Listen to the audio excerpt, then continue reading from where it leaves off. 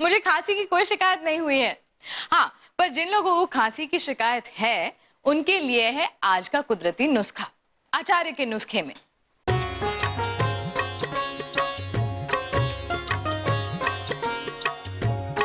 तो सबके लिए गुणकारी, अनुकूल, लाभकारी यह फल है अंगूर।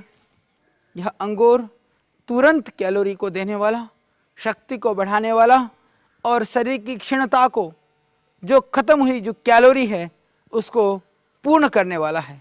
नक्सीर में भी यदि मुनक्का को रात को भिगो करके प्रातःकाल 4-5 मुनक्का प्रतिदिन सेवन करें तो इससे मिलती है आपको नक्सीर जैसी भयानक रोग से मुक्ति।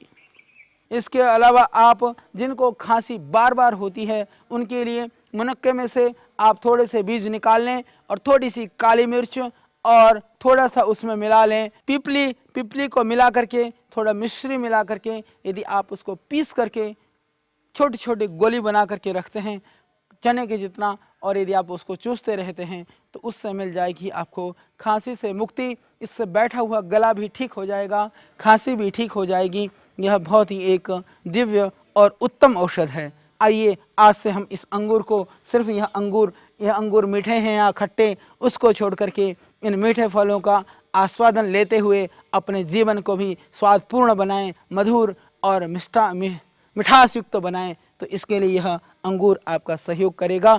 निश्चित रूप से हम समझते हैं कि इन जानकारियों से आपको लाभ होगा।